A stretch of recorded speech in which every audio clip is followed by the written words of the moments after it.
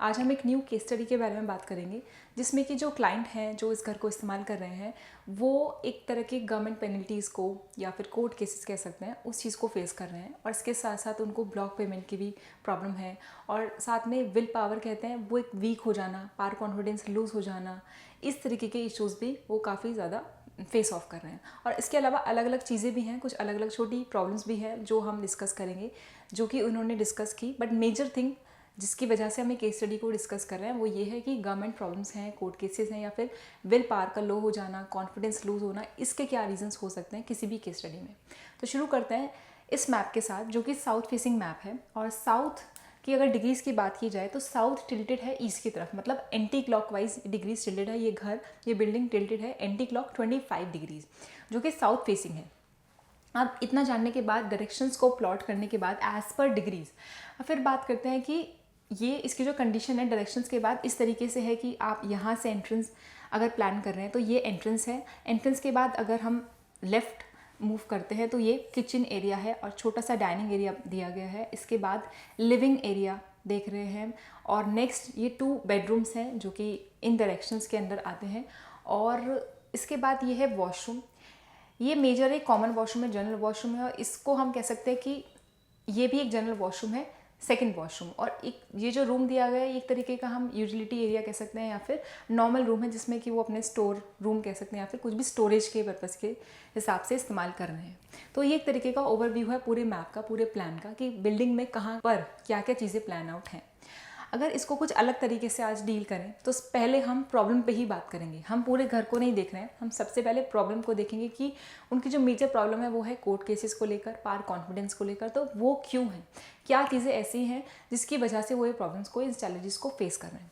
तो उसके लिए पहले एंट्रेंस को देखते हैं। एंट्रेंस जो आती है वो किस दिशा में आ रही है, इसका बहुत ज़्यादा इफेक्ट है, बहुत ज़्यादा महत्व है। तो एंट्रेंस अगर देखें तो वो है SSW में।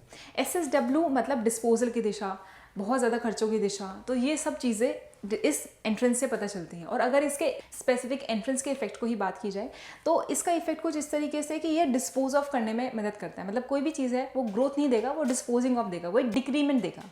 वो एक तरीके का डिक्रीमेंट देने के बाद भी आप कोई भी डिसीजंस लेंगे या कोई भी चीज़ जो फाइनेंस में जोड़ती है या फिर अच्छी ग्रोथ में जोड़ती है, उससे आपको इंक्रीमेंट की जगह डिक्रीमेंट देखने को मिलेगा।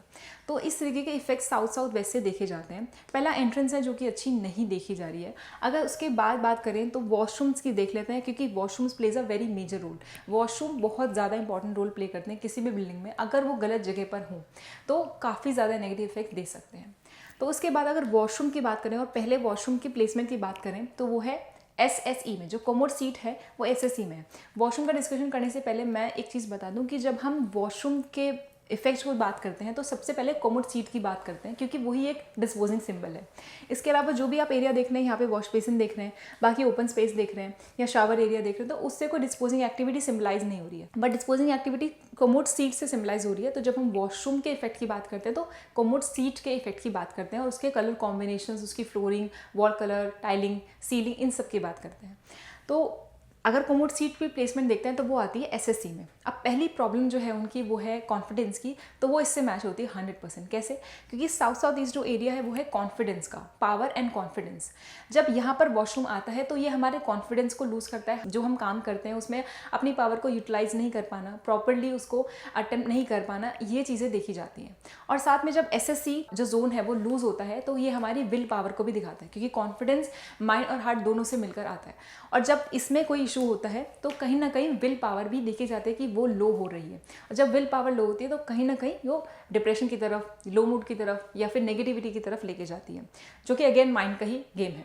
तो ये सारी चीज़ें इस वॉशरूम से देखी जा रही हैं अगर कॉन्फिडेंस, पावर और लो मूड, नेगेटिविटी या विल पावर की बात करें। तो this is the first reason of having this kind of challenge, of facing this kind of challenge. Second, अगर इससे बाहर आते हैं और इसके अभी कलर कॉम्बिनेशन को छोड़ देते हैं, इसको हटा देते हैं, तो सेकंड जो एक्टिविटी हो रही है उसमें भी वॉशरूम की बात कर लेते हैं। सेकंड एक्टिविटी जो वॉशरूम की है उसमें भी आप बाथ टब देख रहे हैं, वॉश बेसिन देख रहे हैं। थर्ड चीज़ जो है वो इसमें देख रहे हैं आपकी commode seat. Commode seat again south east में आती है। ये जो कोमोड सीट प्लेसमेंट है ये भी उनकी जो सेकेंड प्रॉब्लम है, सेकेंड मेजर प्रॉब्लम है, being court case, having court case और गवर्नमेंट पेनल्टीज ये इस चीज़ को दिखाती है, क्योंकि जब भी साउथ ईस्ट के एरिया में, स्पेसिफिक साउथ ईस्ट के एरिया में कोमोड सीट होंगी या फिर इस तरीके की एक्टिविटीज़ होंगी जो डिस्पोजिंग ऑफ दिखाती है, डिस्पोजल ऑफ दिखाती है, ये सब चीज़ें ये शो करती हैं कि government will be against that person या फिर गवर्नमेंट पेनल्टीज़ होंगी ही होंगी उन पर। तो साउथ ईस्ट में जब भी वॉशरूम होगा तो उनको गवर्नमेंट पेनल्टीज़ को फेस करना ही होगा, और ये प्लेसमेंट है ये उनकी सेकेंड चैलेंज को दिखाती है जो कि क्लियर है। तो अभी तक जो उनकी मेजर प्रॉब्लम है वो हमने देख ली, just because of the commode seat के रॉन्ग प्लेसमेंट की वजह से वो इतना मेजर प्रॉब्लम को फेस कर रहे हैं। अब सेकेंड चीज़ें अगर इन दोनों वॉशरूम्स में देखी जाए तो वो है colour combination, tiling colour, flooring colour, ये सब चीज़ें। अगर टाइलिंग कलर और फ्लोरिंग कलर की बात की जाए, फर्स्ट में आप देख रहे हैं प्रॉपर ग्रे है, जो आउटलाइनिंग्स हैं अगर उसको इग्नोर करें क्योंकि मैप है, पेपर पे है, बट अगर फ्लोरिंग के शो ऑफ को देखें तो आप वो देख रहे हैं कि ये ग्रे टोन में आता है।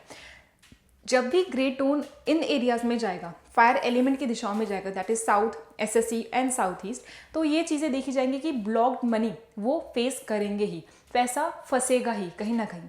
तो ब्लॉक मनी होती है जब यहाँ पे ब्लू, ब्लैक, सिल्वर, ग्रे इस तरीके के शेड्स जो शिमरिंग है, शाइनिंग है, ग्लिटरिंग है, या फिर ब्लैक फैमिली को रिजेंबल करते हैं, ये सारे शेड्स अगर इन दिशाओं में आ जाते हैं तो ब्लॉक मनी, कहीं ना कहीं मनी प्रॉब्लम या मनी के फ्लो में इश्यूज देखे जाते हैं। और कोमोड सीट से जो इश्यूज हैं वो आपको बहुत ज़्यादा क्लियर है कि SSC is losing their will power, there confidence, and south east washroom is losing, is attempting और वेलकमिंग देयर गवर्नमेंट पेनल्टीज या फिर कोर्ट केसेस। सेकेंड जो वॉशरूम है उसमें भी आप देख रहे हैं कि ये ब्लू शेड है वॉशरूम टाइलिंग्स का, तो ये भी एक गलत प्लेसमेंट है, ये भी block payment, lack of flow of money और lack of power, confidence, willpower, ये सब चीज़ें दिखाता है जो अच्छी नहीं है। इनके tiling colour means colour combinations भी अच्छे नहीं है और प्लेसमेंट ऑफ वॉशरूम भी अच्छे नहीं है। अगर बाकी चीज़ें देखें तो बाकी चीज़ें अगर ऊपर से एक बार नॉर्मली देखें तो वो है बेडरूम प्लेसमेंट्स। बेडरूम प्लेसमेंट्स की जो दिशाएँ हैं वो हैं east, north east and east. ये तो ठीक है, मतलब बेडरूम 16 दिशाओं के हिसाब से ठीक है, मगर अगर इसके हेड ऑफ द बेड की बात की जाए, मतलब उसका जो सिरहाना है अगर उसकी बात की जाए तो हम वो 4 दिशाओं से मेजर करते हैं। काफ़ी केस स्टडीज़ में आपने इसको देखा भी होगा। तो 4 दिशाओं में डिस्कस करने की वजह से ये आता है नॉर्थ में, क्योंकि सामने ये दिशा सारी नॉर्थ है, मगर 16 दिशाओं के हिसाब से ये बेडरूम आता है east, north east and east में। But head of the bed north की तरफ आ रहा है। नॉर्थ की तरफ सर करके सोना या फिर बेड का हेड होना ये अच्छी सिंबल नहीं है, ये हमें साउंड स्लीप नहीं देगा, कहीं ना कहीं हमारे हेल्थ प्रॉब्लम्स को दिखाएगा या फिर हेडेक्स, माइग्रेन्स, इन सब चीज़ को भी दिखाएगा। तो इसमें हेड ऑफ द बेड को अगर चेंज हम कर देंगे ईस्ट की तरफ या साउथ की तरफ तो ये एक बेटर ऑप्शन है रादर देन जो अभी दिखाई दे रहा है। इसके अलावा बेडरूम में कोई और प्रॉब्लम नहीं दिख रही है। सेकेंड थिंग बात करते हैं नॉर्थ ईस्ट और नॉर्थ ईस्ट में जो सेकेंड बेडरूम आता है, सेकेंड बेडरूम भी अच्छी दिशा में, एक पॉजिटिव दिशा में है, मगर अगेन जो हेड ऑफ द बेड है वो एक गलत दिशा में है। अगर उसको भी साउथ की तरफ या ईस्ट की तरफ फेस करेंगे हम तो ये ज़्यादा अच्छे इफेक्ट्स हमें दे सकता है, क्योंकि 16 दिशाओं के हिसाब से लकीली ये बेड दोनों ही अच्छे हैं, बेडरूम्स दोनों ही बेस्ट हैं। नेक्स्ट बात करते हैं लिविंग हॉल की। तो लिविंग हॉल में एज सच कोई मेजर प्रॉब्लम नहीं है, क्योंकि लिविंग हॉल में जितना भी आप फर्नीचर देख रहे हैं वो ऑलमोस्ट क्रीमिश, फ्रॉस्टी वाइट या वाइट ही देख रहे हैं। फ्लोरिंग आप वुडन देख रहे हैं वो सारे ऑल ओवर घर में ही है। तो फ्लोरिंग को अगर एट मोमेंट इग्नोर करें और मेजर चीज़ों पे ही ध्यान दें तो उसमें आप प्लेसमेंट्स को अगर नोटिस करें तो bedroom is very good, just head of the bed needs to be changed. Next है लिविंग एरिया, उसमें भी फर्नीचर वगैरह कलर सारे बहुत अच्छे हैं। 16 दिशाओं के हिसाब से भी जो प्लेसमेंट्स हैं वो एक अच्छी है, उसमें कोई ऐसे चेंज नहीं है। फ्लोरिंग को अगर आप अभी नहीं बात कर रहे हैं और सिर्फ नेक्स्ट जो चीज़ की हम बात करने वाले हैं वो है किचन। किचन प्लेसमेंट्स आपको देखें वो आता है west south west and some part of south west. और इसका जो कुक टॉप है उसकी बात करें, जब हम जैसे हम वॉशरूम की बात करते हैं तो कॉमोड सीट की बात करते हैं, ऐसे ही अगर किचन की बात करते हैं तो उसमें हम कुक टॉप की बात करते हैं और कहाँ पर अग्नि का इस्तेमाल हो रहा है, अग्नि कहाँ जल रही है, मतलब उसका जो स्टोव पोजीशन है, हॉब पोजीशन है वो किधर है, ये बहुत मेजर पॉइंट होता है डिस्कशन के लिए। तो इसमें अगर आप प्लेटफॉर्म कलर को देखें तो ये ग्रे है, एक तरीके से ग्रे कलर की फैमिली का प्लेटफॉर्म कलर है। और अगर कुक टॉप की बात करें, स्टोव पोजीशन की बात करें, हॉब पोजीशन की बात करें तो ये एक ब्लैक कलर का है जो कि waste south west and south west को टच करता है।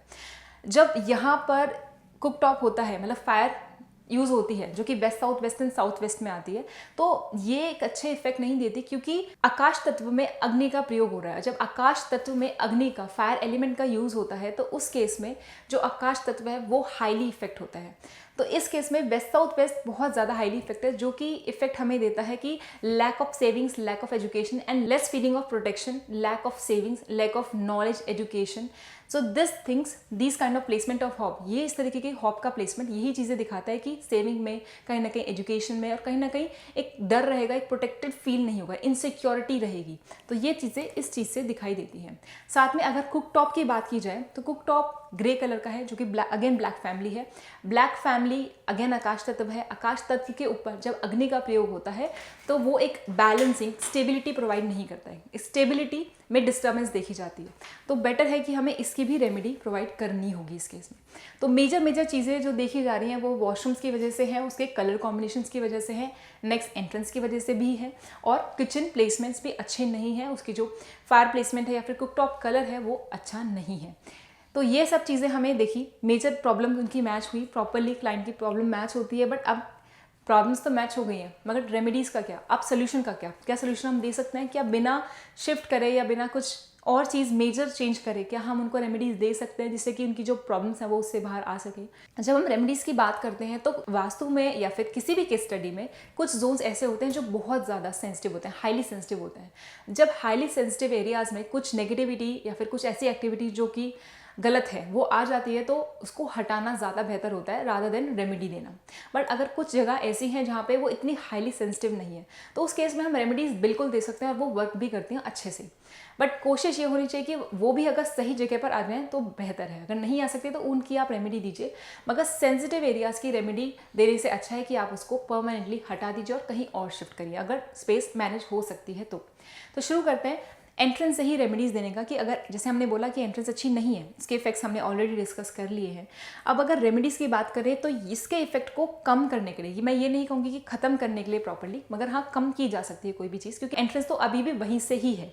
तो इस केस में आप येलो कलर का एंट्रेंस पे अगर इस्तेमाल करेंगे डोर मैट के फॉर्म में या फिर टेपिंग के फॉर्म में या पेंट के फॉर्म में, टाइलिंग के फॉर्म में, तो वो ज़्यादा अच्छा इफेक्ट देगा और इसके जो नेगेटिव इफेक्ट है उसको कम कर देगा.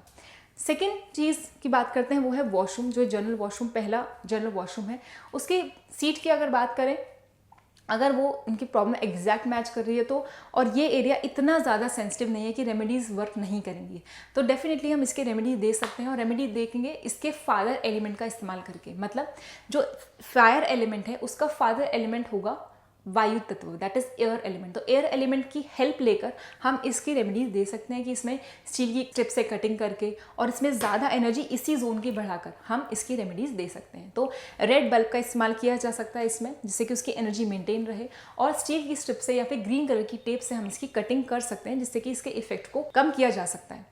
नेक्स्ट है इसके फ्लोरिंग की अगर बात करें ऑल टुगेदर, तो फ्लोरिंग तो इन्हें चेंज करनी ही होगी. मीन्स या तो वो उसे चेंज करे या उसे पेंट करे इसके फेवरेबल कलर के साथ, क्योंकि ग्रे जब तक होगा तो ब्लॉक में नहीं और इसकी पावर कम होगी ही, फायर एलिमेंट लूज होगा ही. नेक्स्ट अगर वॉशरूम की बात करते हैं तो वो आता है साउथ ईस्ट में. अब जितना साउथ ईस्ट लेस सेंसिटिव था उतना ही हाईली सेंसिटिव है साउथ ईस्ट. दैट मीन्स कि यहाँ पे अगर हम रेमेडी भी देते हैं तो वो 100% अपना इफेक्ट नहीं दिखाएगी. तो इससे बेटर है कि हम इसे अच्छी पोजीशन या उसके राइट पोजीशन पे शिफ्ट कर पाएँ अगर स्पेस मेंटेन हम कर सकते हैं. तो इट्स बेटर कि हमारे पास इस पूरे एरिया में, अगर इस पूरे जनरल वॉशरूम में देखा जाए तो हमारे पास ESC एंड साउथ ईस्ट दो दिशाएं आती हैं. अगर इस बेदिंग टब को हम ऑपोजिट वॉल पे ले आए, साउथ ईस्ट एरियाज़ में ले आए और कमोड सीट को ESC में शिफ्ट कर दिया जाए तो ये एक बेस्ट ऑप्शन होगा, क्योंकि साउथ ईस्ट एक कैश लिक्विडिटी के एरिया है जो कि डायरेक्टली गवर्नमेंट से जोड़ता है, और ESC एक चर्निंग एंग्जाइटी की दिशा है. जब चर्निंग एंड एंग्जाइटी की दिशा में हम इस तरह की एक्टिविटीज़ को प्लान करते हैं तो वो अच्छे इफेक्ट हमें देती है, और ये जो प्रॉब्लम वो क्लाइंट फेस कर रहे हैं कोर्ट केसेस की या गवर्नमेंट पेनल्टीज की, वो उससे भी बाहर आ पाएंगे 100%. तो आप कमोड सीट की प्लेसमेंट को शिफ्ट कराइए ESC में, ये ज़्यादा बेटर ऑप्शन है. और यहाँ पे ग्रीन एनर्जी को इंक्रीज हम कर सकते हैं इन केस जब हम शिफ्ट कर लें, और इसमें रेमेडीज़ की ज़रूरत नहीं पड़ेगी, बिकॉज ESC ऑलरेडी एक नेगेटिव जोन है, तो उसमें नेगेटिविटी का जाना एक अच्छा सिंबल है, एक अच्छा पॉइंट है. तो इसलिए ESC में आप कमोड सीट को शिफ्ट कराएं और उसकी जो बेडिंग एरिया है उसको ऑपोजिट वॉल में लेकर इस एरिया को बैलेंस कर सकते हैं, इस प्रॉब्लम से बाहर आ सकते हैं, इस चैलेंज से बाहर आ सकते हैं. नेक्स्ट अगर फ्लोरिंग की बात करें तो फ्लोरिंग, अगर कमोड सीट चेंज होगी तो ऑब्वियसली फ्लोरिंग तो चेंज करनी ही होगी. तो या तो उस पर पेंट करिए या फिर इस पूरी फ्लोरिंग को फेवरेबल कलर्स के साथ इसके टाइलिंग कलर्स को, इसके कलर्स को चूज़ कर सकते हैं. तो इस तरीके से दोनों वॉशरूम्स के जो प्लेसमेंट है उसमें हम डील कर सकते हैं, इस तरीके से रेमेडीज़ दे सकते हैं और या फिर राइट प्लेसमेंट ऑप्ट कर सकते हैं. थर्ड थिंग जो मेजर उनको इफेक्ट कर रही है वो है उनकी kitchen area. Kitchen area waste south west and south west में आता है। इसमें सबसे पहले हमें कुकटॉप को चेंज करना होगा। कुकटॉप क्योंकि ग्रे कलर है तो ग्रे कलर एयर एलिमेंट और अर्थ एलिमेंट की दिशाओं में जा सकता है, नो प्रॉब्लम। बट स्पेशली अगर स्टोव एरिया की बात करें, हॉब प्लेसमेंट की बात करें, तो इस केस में हमें इतने ही एरिया में जितने में स्टोव इस्तेमाल हो रहा है, सिर्फ उतने ही एरिया में अगर रेमेडीज़ प्रोवाइड की जाएंगी तो ये वर्क 100% करेंगी। तो आप येलो कलर का कोई भी जैसलमेर मार्बल या फिर येलो कलर पेंट या कोई भी चीज़ जो येलो को दिखाती है वो स्टोव के नीचे रखकर, हॉब के नीचे रखकर आप इसकी रेमेडीज़ क्रिएट कर सकते हैं।